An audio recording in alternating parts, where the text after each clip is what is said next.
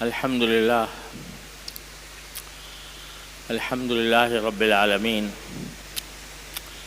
والصلاة والسلام على سيدنا ومولانا محمد خاتم النبيين وإمام المرسلين وعلى آله وأصحابه أجمعين وعلى كل من تبعهم بإحسان إلى يوم الدين. أما بعد، آج مجھے حاضری میں کچھ دیر ہو گئی کسی مجبوری کی وجہ سے. وقت تھوڑا ہے، اس میں ایک اہم بات کی طرف توجہ دلانا چاہتا ہوں کہ اللہ تبارک و تعالی نے قرآن کریم میں ہمیں یہ حکم دیا، کلوا واشربوا ولا تسرفوا، کہ کھاؤ اور پیو. اللہ تعالیٰ نے تمہارے لیے جو چیزیں حلال کی ہیں ان کو تمہیں کھانے کی بھی اجازت ہے، اور جو پینے کی چیزیں ہیں جو حلال کی ہیں وہ پینے کی بھی اجازت ہے. بلا وجہ اپنے آپ کو مشقت میں ڈالنا کہ آدمی کھانے پینے سے پرہیز کرے، اس کا شریعت نے ہمیں حکم نہیں دیا. بعض مذاہب ایسے ہیں جن میں یہ کہا جاتا ہے کہ اللہ تعالیٰ کا قرب اس وقت تک حاصل نہیں ہو سکتا جب تک کہ انسان اپنے نفس کی خواہشات کو بالکل ہی ختم نہ کرے. چنانچہ بھوکا رہنا یہ مستقل ان کے ہاں ضروری ہے. انسان کی عبادت کا ایک حصہ ہے کہ بھوکا رہے. ہمارے ہاں سوائے روزے کی عبادت کے کہ صبح سے لے کر شام تک اللہ تعالیٰ نے حکم دیا ہے، لیکن عام حالات میں کھانے پینے کی نہ صرف اجازت دی ہے بلکہ ترغیب دی ہے. اور یہاں تک فرمایا کہ اگر کوئی شخص بھوک کی انتہائی حالت میں ہو اور اندیشہ ہو کہ اگر کچھ کھائے گا نہیں تو مر جائے گا، تو اس وقت میں کوئی حرام چیز کھانے کی بھی اللہ تعالیٰ نے بقدر ضرورت اجازت دے دی. اگر فرض کرو کوئی انسان بھوکا ہے اور اسے کوئی اور چیز نہیں مل رہی کھانے کے لیے، معاذ اللہ خنزیر ہی مل جائے، اس وقت خنزیر کھانے کی بھی اجازت دے دی اللہ تعالیٰ نے. کیونکہ اللہ تعالیٰ ہمارے اوپر کوئی ایسی مشقت ڈالنا نہیں چاہتا جو ہماری وسعت سے باہر ہو. قرآن کریم نے کئی جگہ ارشاد فرمایا کہ لا یکلف اللہ نفسا الا وسعها. اللہ تعالیٰ کسی بھی انسان کو اس کی وسعت سے زیادہ کام کا مکلف نہیں کرتا، یعنی اس پر کوئی ایسا کام لازم نہیں کرتا جو اس کی وسعت سے باہر ہو. یہ دین فطرت ہے. اس واسطے جو ہماری جائز ضروریات ہیں، جائز خواہشات ہیں، اللہ تعالیٰ نے ان سب کی ہمارے دین میں پوری رعایت رکھی ہے. اس لیے فرمایا کہ کھاؤ اور پیو، دونوں باتوں کی اجازت دی. بس صرف اتنا خیال رکھو جو کھا رہے ہو وہ حلال ہو، جو پی رہے ہو وہ حلال ہو. پھر کھانا بھی جائز اور پینا بھی جائز. بلکہ اگر اس کو اچھی نیت سے کھایا پیا جائے کہ یہ اللہ تعالیٰ کی نعمت ہے، میں کھا کر اس کا شکر ادا کروں گا اور اپنے نفس کا حق ادا کروں گا، تو اس نیت سے کھانا پینا عبادت بھی بن جاتا ہے، اجر و ثواب کے سبب بھی بن جاتا ہے. لیکن آگے ایک لفظ یہ ارشاد فرمایا کہ وَلَا تُسْرِفُوا، اسراف نہ کرو، فضول خرچی نہ کرو، اور ان اللہ لا يحب المسرفین، اللہ تعالیٰ فضول خرچی کرنے والوں کو پسند نہیں کرتا۔ یہ فضول خرچی کیا ہے کہ جتنی باقی انسان کو ضرورت ہے اس سے زیادہ کھائے، یہ بھی اسراف ہے۔ اور اپنے پیٹ کے اوپر زیادہ بوجھ ڈال دینا جس سے آدمی بیماری کا سبب، جو بھی انسان کے لیے بیماری کا سبب بن جائے، یہ اسراف ہے۔ اور دوسری چیز اسراف یہ ہے کہ اللہ تعالیٰ کی کسی بھی نعمت کو بیکار ضائع کرنا، اللہ تعالیٰ کی کسی بھی نعمت کو بیکار ضائع کرنا، یہ اسراف ہے۔ اور یہ قرآن کریم نے صاف لفظوں میں اس سے منع فرمایا، ان اللہ، اور فرمایا کہ جو ایسا کرتے ہیں وہ اللہ تعالیٰ ان کو بالکل پسند نہیں کرتا۔ لہذا جب آدمی کھا رہا ہو تو اس میں بھی اس بات کا خیال رکھے کہ بھئی جتنا میں کھا سکتا ہوں اتنا ہی میں نکالوں اپنے کھانے کے لیے۔ ایسا نہ ہو کہ اکٹھا نکال لیا بہت سا اور اس میں سے کھایا صرف تھوڑا بہت، اس کے بعد جو باقی بچ گیا وہ پھینک دیا یا بیکار کر دیا، یہ اسراف ہے۔ آج کل ہماری دعوتوں میں، جو تقریبات میں جو دعوتیں ہوتی ہیں، اس میں بکثرت یہ ہوتا ہے، جو آج کل بوفے سسٹم نکلا ہے، تو اس میں ہر جو آدمی ہوتا ہے وہ جا کر بڑی بڑی دیگیں رکھی ہوئی ہوتی ہیں، اس میں سے کھانا نکالتا ہے، تو اکٹھا ہی بہت سارا نکال کے رکھ لیا اور پورا کھا نہیں سکے، لہذا وہ جو باقی بچ گیا وہ بیکار ہو گیا۔ وہ اللہ تعالیٰ کی رزق ہے، اللہ تبارک و تعالیٰ کی عطا ہے، اس کو بیکار چھوڑنا، بیکار ضائع کرنا، یہ اللہ تعالیٰ کی ناشکری ہے۔ اللہ تعالیٰ محفوظ رکھے، اگر یہ ناشکری بڑھتی چلی جائے تو اس کا عذاب یہ ہو سکتا ہے کہ اللہ تعالیٰ اس کو محروم ہی کر دے رزق سے۔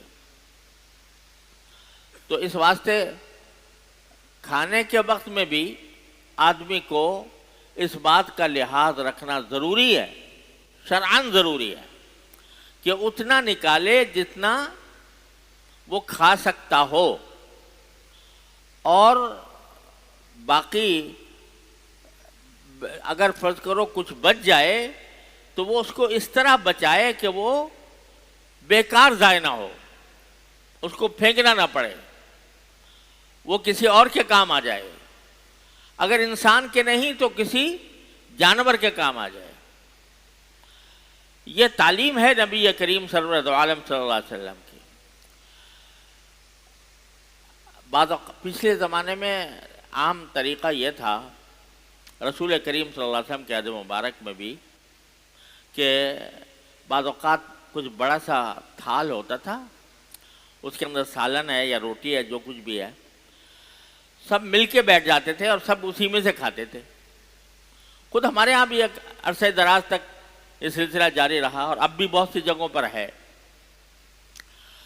تو وہاں اکٹھے لوگ بیٹھے ہوئے ہیں، تو نبی کریم سرور عالم صلی اللہ علیہ وسلم نے یہ تعلیم دی کہ کل مما یلیک،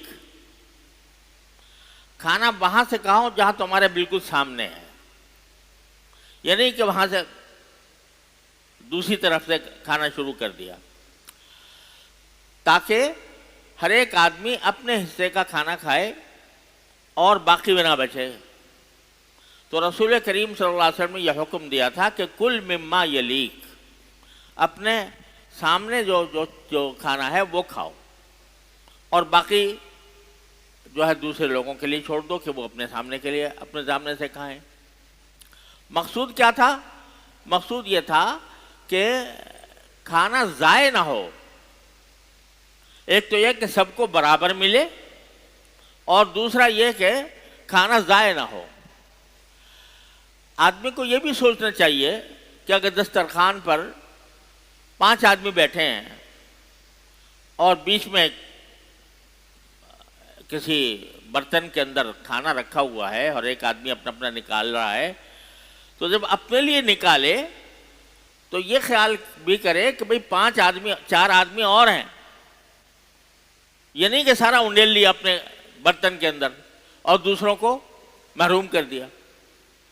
تو آدمی کو یہ خیال رکھنا بھی ضروری ہے کہ اگر مشترک طور پر کھا رہے ہیں تو بھئی سب حصے دار ہیں، سب حقدار ہیں، لہذا اتنا ہی نکالے جتنا وہ خود دوسروں کے لیے بھی کافی ہو جائے، اور پھر جتنا کھائے تو اپنے سامنے سے کھائے، اور جو بچ جائے تو اس بچے ہوئے کو ایسا نہ چھوڑے کہ وہ بالکل بیکار ہو کر چلا جائے۔ آج اگر ہم اپنے معاشرے میں دیکھیں، مہنگائی کا تو بہت شور ہے، لیکن اور ہے واقعات مہنگائی، اللہ تعالی ہم سے یہ دور فرما دے، لیکن اس مہنگائی کے دور میں بھی جا کر دیکھو، شادی کی تقریبات میں، ہوٹلوں میں جو کھانا بچتا ہے اور پھینک دیا جاتا ہے وہ اتنا ہے کہ اس سے سینکڑوں ہزاروں انسانوں کی خوراک مہیا ہو سکتی ہے۔ وہ پورے ہوٹلوں کے اندر، بڑے بڑے ہوٹلوں کے اندر جو کھانے پکتے ہیں، تو ہوتا کیا ہے کہ کھانا پکا لیا زیادہ اور رکھ بھی دیا زیادہ، اور پھر اس کے بعد کھایا گیا کم، جو باقی بچا وہ کچرے میں چلا جاتا ہے۔ اللہ تعالیٰ کے رزق کی یہ بے حرمتی، اللہ تعالیٰ کے رزق کا یہ فضول کے بارے میں یہ فضول خرچی، یہ اسراف ہے اور بہت خطرناک گناہ ہے۔ اس اسراف کے نتیجے میں پورے معاشرے کو نقصان پہنچتا ہے، بے برکتی ہوتی ہے، اللہ تبارک و تعالیٰ کے رزق کی ناشکری کرنے کے نتیجے میں پورا معاشرہ بے برکتی کا شکار ہوتا ہے۔ اب آج کل پانی کی قلت ہے، بجلی کی قلت ہے، گیس کی قلت ہے، لیکن اس قلت میں کیا اسباب ہیں؟ اس قلت کے ان میں سے ایک بڑا سبب اسراف ہے۔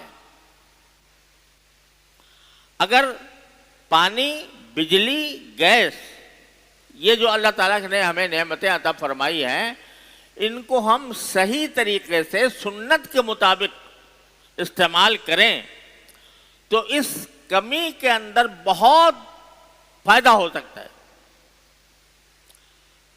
حدیث میں آتا ہے کہ رسول کریم سرور دو عالم صلی اللہ علیہ وسلم ایک مد سے وضو فرمایا کرتے تھے، پورا وضو ایک مد ایک چھوٹا سا اتنا پیمانہ ہوتا تھا، اور وہ تقریباً اس میں 1 سیر پانی آتا ہے، 1 سیر کے قریب پانی آتا ہے، اتنا سا پیمانہ ہوتا ہے، اس سے وضو فرماتے تھے، اور تاکید فرماتے تھے کہ وضو کے اندر پانی کم استعمال کرو، زیادہ استعمال نہ کرو، یہاں تک فرمایا کہ ایاک والصرف وَإِن كُنْتَ عَلَى نَهْرِ جَارٍ، کہ اگر تم بہتے دریا کے پاس بھی کھڑے ہو، یعنی پانی کی بے شمار فراوانی ہے، دریا بہہ رہا ہے، پانی کی کوئی کمی نہیں ہے، پھر بھی اسراف سے بچو، اسراف سے بچو، زیادہ پانی استعمال کرنے سے بچو، چاہے دریا کے کنارے کھڑے ہو تب بھی۔ اب یہاں دریا کا کنارہ تو کیا ہوتا، پانی کی ویسے ہی قلت ہے، اب نل کھول دیا اور وہ تیز کھول دیا، پریشر کے ساتھ کھول دیا، پانی بہہ رہا ہے، صرف کلی کرنی ہے، کلی کرنے کے لیے اتنا زیادہ پانی کھول دیا کہ وہ پانی ضائع ہو رہا ہے. کلی کے تو اتنا پانی چاہیے، اس کو چاہیے کہ نل بند کر کے کلی کرے، پھر دوبارہ کھولے، پھر بند کر دے، لیکن کھول دیا تو کھولا پڑا ہے. تو یہ اسراف ہے جو نہ صرف یہ کہ سنت کے خلاف ہے بلکہ ناجائز ہے ایسا عمل کرنا. جب ایک تھوڑے پانی سے کام چل سکتا ہے، رسول کریم صلی اللہ علیہ وسلم ایک مد سے وضو فرماتے تھے، تو ہمیں کیا پورا مٹکا چاہیے وضو کرنے کے لیے کہ جب ہم ٹوٹی کھولیں تو بس بہتا چلا جائے پانی، کسی کو پرواہ نہ ہو کہ کتنا پانی استعمال ہو رہا ہے، کتنا ضائع ہو رہا ہے. یہ اس کی طرف توجہ نہیں، اس کو دین کا حصہ نہیں لوگ سمجھتے. یہ نہیں سمجھتے کہ یہ گناہ ہو رہا ہے پانی کا غلط استعمال. غسل میں رسول کریم صلی اللہ علیہ وسلم ایک ساق سے غسل فرماتے تھے. ایک ساق، ایک پیمانہ ہوتا تھا لمبا سا، اس میں ایک ساق کے اندر 3.5 سیر پانی آتا تھا، بس 3.5 سیر. اس پورا غسل اس سے فرماتے تھے، یعنی اس میں 3 مرتبہ اپنے پورے جسم پر پانی بہانا بھی شامل ہے، ملنا بھی شامل ہے، اور ایک ساتھ سے پورا غسل ہو جاتا تھا. اب کیا ہے کہ اب فوارے آ گئے تو بے تحاشا فوارہ کھولا ہوا ہے اور پانی بے انتہا ضائع ہو رہا ہے، تو اس کا کوئی مصرف نہیں.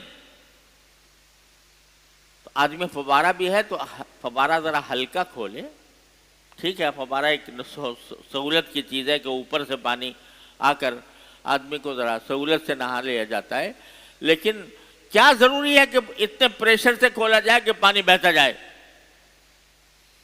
اس کو ہلکے پریشر کے ساتھ کھولا جائے تاکہ جس سے جسم پورا بھیگ جائے اور جو فائدہ ہے وہ حاصل ہو. اور جب فرض کرو کہ صابن لگانا ہے یا کسی وجہ سے پانی استعمال نہیں ہو رہا، اس وقت اس کو پوری طرح بند کرنے کا اہتمام کریں. تو بے شمار جگہوں پر پانی کا اسراف اتنا زیادہ ہو رہا ہے کہ جس کی وجہ سے پانی کی قلت ہو رہی ہے. جہاں جو پانی کی قلت دور کرنا تو کام ہے حکومت کا، ان ذمہ داروں کا جنہوں نے لوگوں کے حاجتیں پوری کرنے کی ذمہ داری اٹھائی ہے، ان کا کام ہے کہ وہ پانی وافر مقدار میں پہنچائیں. لیکن میرے اور آپ کے بس کا نہیں ہے کہ پانی زیادہ ہے، لیکن میرے اور آپ کے بس میں کیا ہے کہ میں پانی صرف ضرورت کے تحت استعمال کروں، صرف اتنا استعمال کروں جتنا مجھے ضرورت ہے، اس سے زیادہ استعمال نہ کروں، پانی کو بلا وجہ نہ بہاؤں. یعنی اگر آپ فرض کرو، مجھے ایک مرتبہ اس کا سبق ملا کہ ہم حج پر گئے ہوئے تھے اور مزدلفہ میں رات گزارنی تھی، تو وہاں ٹریفک جام ہو جاتا ہے، آدمی کے لیے بڑا مشکل ہوتا ہے پہنچنا. تو اور ہوتا یہ ہے کہ مزدلفہ پہنچ کر مغرب اور عشاء دونوں پڑھنی ہوتی ہیں. اب رات گئے، بہت دیر تک پیدل چل کر کئی میل پیدل چل کے پتھریلی زمینوں کے اندر چل کر رات کے آخری حصے میں کہیں جا کے پہنچے. اب اس وقت وضو بھی کرنا اور مغرب بھی پڑھنی اور عشاء بھی پڑھنی، اور تھوڑی دیر کے بعد فجر بھی ہونے والی ہے. پانی ہے نہیں تو کیا کریں؟ تو مشکل سے کہیں سے ایک بوتل پانی، یہ پانی کی جو چھوٹی بوتل ہوتی ہے وہ مل گئی، تو ہم نے کہا اس سے کسی طرح اس سے وضو کرتے ہیں. تو اس پانی کی بوتل سے ہم 2 آدمیوں نے وضو کیا، ایک پانی کی بوتل سے. تھوڑا نکالتے، اس کو ہاتھ میں ایسے ملتے، پھر دوسرے لے کر تھوڑی سی کلی کر لی، تھوڑا سا ناک میں پانی دے لیا ایک ایک مرتبہ، اور پھر اسی پانی کو لے کر تھوڑا سر مل لیا، پھر ہاتھ، تو وضو ہو گیا. 2 آدمیوں کا ہو گیا ایک بوتل سے. تو اس وقت سبق ملا کہ بھائی وضو اس طرح بھی ہو سکتا ہے، اور ہو گیا. اللہ تعالیٰ نے کرا بھی دیا، نمازیں بھی کرا دی، لیکن اس اختصار کے ساتھ ہو گیا. تو سبق یہ ملا کہ وضو چلو ایک بوتل سے 2 آدمی نے صحیح، لیکن ایک آدمی تو کر لے. اور جب ہم وضو کرتے ہیں تو وضو کرتے وقت اس بات کا اہتمام کر لیں، یہ سمجھو کہ بس پانی اتنا ہے، اس سے زیادہ ہے ہی نہیں سرے سے. تو پھر جب وضو کرے گا انسان تو اتنا ہی کرے گا جتنی اس کی ضرورت ہے، بلا وجہ پانی کو ضائع نہیں کرے گا. یہ اسراف جو ہے اس نے ہمارے معاشرے میں انتہائی ہلاکتیں پھیلائی ہوئی ہیں. اتنے اس اسراف کی وجہ سے ہم بے شمار اللہ تعالیٰ کی نعمتوں سے محروم ہو رہے ہیں. اللہ تبارک و تعالیٰ کی رزق کی بے حرمتی ہو رہی ہے. لہذا آج کے خاص طور پر آج کے ماحول میں اب بجلی ہے، وہ بھائی ضرورت کے وقت میں بجلی جلا لو، جب آئے تو جب آئے تو تھوڑی اس وقت بجلی اپنی ضرورت کے مطابق جلا لو، اور بلا وجہ جلتے رہنے سے پرہیز کرو. گیس ہے، ایک زمانے میں نے خود اپنی آنکھوں سے دیکھا کہ لوگ جو ہیں گیس جب فراوانی تھی نا ہمارے ملک میں، گیس کے خود ہمارے گیس ملک میں پیدا ہوتی تھی، تو اس وقت میں لوگ کیا کرتے تھے کہ وہ چونکہ بل ایک جیسا آتا تھا تو بس وہ چولہے کو جلتا ہی چھوڑ دیا. کیوں؟ اس لیے کہ جب کبھی دوبارہ آئیں تو ہمیں جلا ہوا ملے اور ماچس کی ایک تیلی خرچ نہ ہو. ماچس کی ایک تیلی بچانے کے لیے قوم کی اتنی بڑی دولت وہ جلتی ہوئی چل رہی ہے. ایک جگہ نہیں، گھروں میں عام رواج تھا اس کا. آج اس کا عذاب بھگت رہے ہیں کہ گیس نہیں ہے، باہر سے درآمد کرنی پڑ رہی ہے.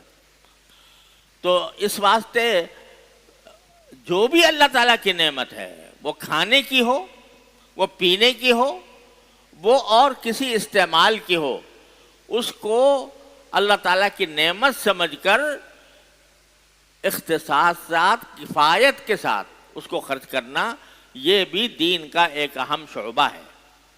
اور اس کے اوپر عمل نہ کرنے کے نتیجے میں ہم پتہ نہیں کتنے مصائب کے شکار ہیں. لہذا یہ الفاظ کہ لا تسرفو،